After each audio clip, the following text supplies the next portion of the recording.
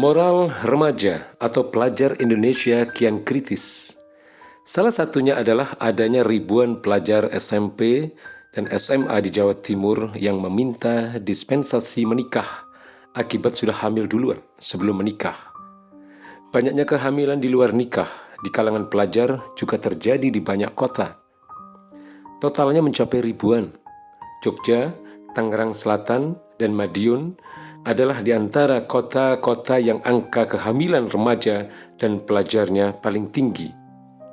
Sindonews.com 11 Februari 2022.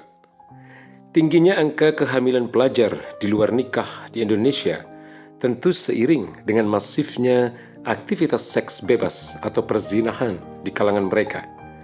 Sekitar 2 tahun lalu misalnya, CNN Indonesia pada tanggal 28 Desember 2020 melaporkan bahwa berdasarkan hasil survei Komnas Perlindungan Anak, terdapat 93,8% dari 4.700 siswi SMP dan SMA di Depok, Jawa Barat yang mengaku pernah berhubungan seksual di luar nikah. Survei tersebut juga mengungkap 97% responden mengaku pernah menonton pornografi. Tidak hanya berdampak pada meningkatnya dispensasi menikah, hamil di luar nikah juga berdampak pada meningkatnya angka aborsi, pengguguran kandungan di kalangan remaja dan pelajar. Menurut data BKKBN, dari jumlah penduduk remaja atau pelajar usia 14 sampai 19 tahun, terdapat 19,6% kasus kehamilan tak diinginkan atau KTD dan sekitar 20% kasus aborsi di Indonesia dilakukan oleh remaja dan pelajar. Data BKKBN 2021. Tidak hanya seks bebas, hamil di luar nikah dan aborsi, banyak remaja pelajar di Indonesia juga terjerat narkoba, baik sebagai pengguna maupun pengedar. Sekitar setahun yang lalu misalnya, Kompas TV pada 15 Januari 2021 melaporkan bahwa Satuan Reserse Narkoba Polrestabes Semarang berhasil membongkar jaringan narkoba yang melibatkan pelajar sebagai kurir narkoba jenis sabu. Kasus keterlibatan pelajar di dunia narkoba sudah sangat mencemaskan. Survei dari Badan Narkotika Nasional atau BNN dan Lembaga Ilmu Pengetahuan Indonesia atau LIPI menunjukkan ada 2,3 juta pelajar atau mahasiswa di Indonesia pernah mengkonsumsi narkoba. Data CNN Indonesia 22 Juni 2019. Selain narkoba, kasus tawuran antar pelajar juga sangat mengkhawatirkan. Mereka tidak hanya saling lempar batu, namun sudah menggunakan senjata tajam berbahaya. Tidak sekedar melukai, namun hingga membunuh. Itulah sekelumit potret buram krisis moral dan kepribadian pelajar di Indonesia saat ini. Mengapa kondisi yang sangat memprihatinkan di kalangan remaja dan pelajar ini bisa terjadi? Salah satu sebabnya adalah kegagalan sistem pendidikan sekuler yang diterapkan di negeri ini. Anehnya, belakangan sekularisasi pendidikan di tanah air justru makin digencarkan. Peran agama malah akan diminimalkan atau bahkan dihilangkan dari dunia pendidikan. Beberapa waktu lalu, visi pendidikan Indonesia yang dicanangkan Kementerian Pendidikan dan Kebudayaan Kemendikbud menuai protes keras dari berbagai elemen umat Islam. Pasalnya, visi pendidikan yang tertuang di dalam draft Peta Jalan Pendidikan Nasional PJPN 2020 hingga 2035 itu tidak tercantum lagi frase agama. Setelah menuai protes tersebut, Kemendikbud kini merevisi draft rumusan PJPN. Namun demikian, hal itu tetap tidak menghapus fakta adanya upaya pengkerdilan agama dalam PJPN. Terlihat jelas pada draft PJPN tersebut tetap tidak memuat frase agama. Yang ada sekedar frase akhlak mulia dan budaya. Indonesia sebagai negeri dengan penduduk muslim terbesar di dunia tentu terancam bahaya jika pendidikannya minim atau bahkan nir agama. PJPN itu lebih mengarusutamakan aspek pragmatis yakni sekedar pertimbangan pasar dan ekonomi. Agama tidak mendapatkan perhatian secara semestinya. Misalnya disebutkan bahwa yang menjadi pertimbangan utama penyusunan PJPN itu adalah perubahan teknologi, perubahan sumber-sumber ekonomi Indonesia, kondisi demografi Indonesia, serta kondisi pasar kerja dunia global. Tentu sangat berbahaya mencetak SDM, sumber daya manusia yang unggul secara sains dan teknologi demi tuntutan pasar global, namun lemah dari sisi keterikatan pada ajaran agama, khususnya agama Islam. SDM semacam ini justru berpotensi mengancam negeri ini melalui berbagai perilakunya kelak yang tidak lagi memperhatikan standar agama, dalam hal ini adalah agama Islam, berupa halal dan haram.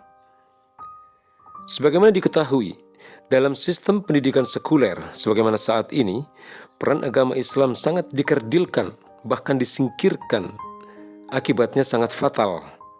Di antaranya adalah dekadensi moral di kalangan remaja atau pelajar yang makin parah.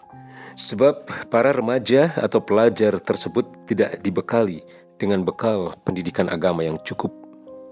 Karena itu di Indonesia yang berpenduduk mayoritas Muslim, sistem pendidikan bukan saja harus mengikut sertakan agama Islam, bahkan sudah seharusnya Islam menjadi dasar bagi sistem pendidikan sekaligus mewarnai seluruh kebijakan pendidikan di tanah air. Dalam pendidikan Islam, pendidikan dapat dimaknai sebagai proses manusia menuju kesempurnaan sebagai hamba Allah Subhanahu wa Ta'ala. Dalam Islam ada sosok Rasulullah Muhammad SAW yang wajib menjadi role model, menjadi sosok panutan seluruh peserta didik. Sebab Allah Subhanahu wa Ta'ala berfirman, "Wa innaka la'ala khuluqin azim." Sungguh, wahai Muhammad, engkau memiliki akhlak yang sangat agung. Quran, Surat Al-Qalam ayat 4. Allah Subhanahu wa Ta'ala pun berfirman, "Laqad kana lakum fi Rasulillahi uswatun hasanah." Sungguh pada diri Rasulullah SAW itu terdapat suri tauladan yang baik bagimu. Quran, Surat Al-Ahzab ayat 21. Keberadaan sosok panutan atau role model inilah yang menjadi salah satu ciri pembeda pendidikan Islam dengan sistem pendidikan yang lain. Karena itu, dalam sistem pendidikan Islam, akidah Islam harus menjadi dasar pemikirannya. Sebab tujuan inti dari sistem pendidikan Islam adalah membangun generasi yang berkepribadian Islam. Selain menguasai ilmu-ilmu kehidupan seperti matematika, sains, teknologi, dan lain-lain. Hasil belajar atau output dari pendidikan Islam ini akan menghasilkan peserta didik yang kokoh keimanannya dan mendalam pemikiran Islamnya, tafaqquh fid din. Pengaruhnya atau outcome-nya adalah keterikatan peserta didik dengan syariat Islam. Dampaknya atau impact-nya adalah terciptanya masyarakat yang bertakwa, yang di dalamnya tegak amar ma'ruf nahi mungkar dan tersebar luasnya dakwah Islam. Pemikiran atau fikrah pendidikan Islam ini tidak bisa dilepaskan dari metodologi penerapan atau thoriqahnya, yaitu sistem pemerintahan yang didasarkan pada akidah Islam. Karena itu dalam Islam, penguasa bertanggung jawab penuh atas penyelenggaraan pendidikan warganya. Sebab pendidikan adalah salah satu di antara banyak perkara yang wajib diurus oleh negara. Rasulullah SAW bersabda, "Al-imamu ra'in wa mas'ulun an ra'iyatihi." Imam atau kepala negara adalah pengurus rakyat, dan ia akan dimintai pertanggungjawaban atas urusan rakyatnya. Hadis riwayat Bukhari Muslim. Kecemerlangan sistem pendidikan Islam. Pada masa khilafah Islam, pendidikan Islam mengalami kecemerlangan yang luar biasa. Ini ditandai dengan tumbuhnya lembaga-lembaga pendidikan Islam, majelis ilmu pengetahuan, serta lahirnya para ulama dan ilmuwan yang pakar dalam berbagai disiplin ilmu pengetahuan.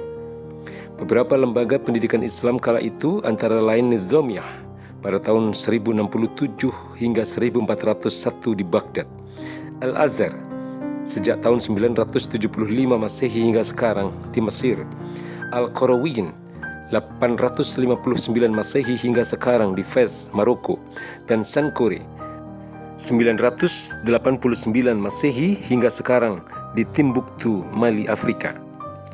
Lembaga-lembaga pendidikan Islam ini pun menerima para siswa dari Barat.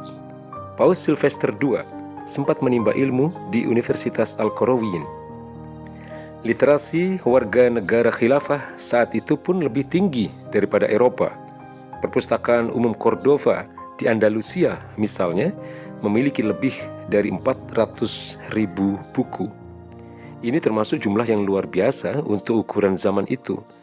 Perpustakaan Al-Hakim di Andalusia memiliki 40 ruangan yang di setiap ruangannya berisi lebih dari 18.000 judul buku.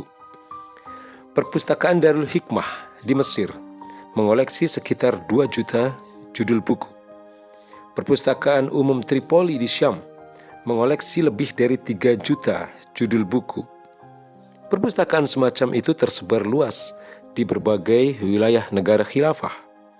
Pada masa khilafah, lahir banyak ulama di bidang sakofah Islam, filosofi Islam, Masjidul Madatu Birruh yang mengintegrasikan belajar dan kesadaran akan perintah Allah Subhanahu wa Ta'ala, menjadikan sakofah Islam sebagai inspirasi, motivasi dan orientasi pengembangan matematika, sains, teknologi dan rekayasa, hingga melahirkan banyak ilmuwan dan teknolog founding father disiplin ilmu pengetahuan modern. Sakofah Islam, ilmu pengetahuan yang kita pelajari, juga produk-produk industri yang kita nikmati saat ini, tidak lain adalah sumbangan para ulama dan ilmuwan muslim. Mereka adalah para perintisnya. Sebut saja Ibnu Sina, pakar kedokteran, Al-Khwarizmi, pakar matematika, Al-Idrisi, pakar geografi, Az-Zarqali, pakar astronomi, Ibnu Al-Haytham, pakar fisika, Jabir Ibnu Hayyan, pakar kimia, dan lain-lain. Kemajuan pendidikan pada masa keemasan peradaban Islam ini bahkan telah terbukti menjadi rujukan peradaban lainnya. Hal tersebut antara lain diungkapkan oleh tim Wallace Murphy, WM, yang menerbitkan buku berjudul What Islam Did for Us, Understanding Islam's Contribution to Western Civilization. London, Watkins Publishing, tahun 2006. Buku WM tersebut memaparkan fakta tentang transfer ilmu pengetahuan dari dunia Islam atau khilafah ke dunia Barat pada abad pertengahan. Disebutkan pula bahwa Barat telah berhutang pada Islam dalam hal pendidikan dan sains. Hutang tersebut tidak ternilai harganya dan tidak akan pernah dapat terbayarkan sampai kapanpun. Cendekiawan Barat Montgomery Watt menyatakan, cukup beralasan jika kita menyatakan bahwa peradaban Eropa tidak dibangun oleh proses regenerasi mereka sendiri. Tanpa dukungan peradaban Islam yang menjadi dinamonya, Barat bukanlah apa-apa. Alhasil inilah saatnya membuang sistem pendidikan sekuler dan beralih ke sistem pendidikan Islam. Wallahu a'lam bishawab.